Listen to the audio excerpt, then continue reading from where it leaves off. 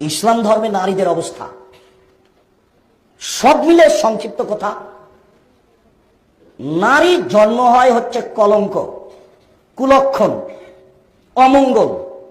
নারীর কোনো আত্মা নেই। নারীর জন্ম হয়েছে সেবার জন্য। স্বামী স্ত্রীকে বিক্রি করতে পারে।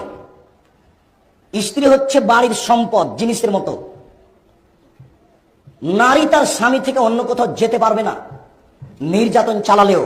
প্রত্যেকটা মানুষের জানা থাকা উচিত, ইসলামে মহিলারা স্বামীদেরকে তালাক দেওয়ার কোনো বিধান নাই। মহিলারা স্বামীর ইসলামে তালাক দিতে পারত না। কেন জানেন?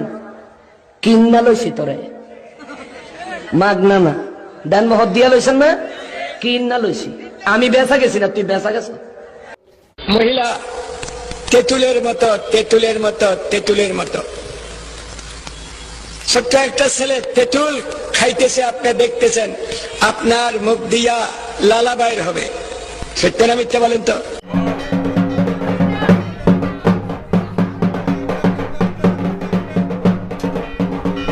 সনাতন ধর্মের নারী আমি, কেন অন্য ধর্মে যাব?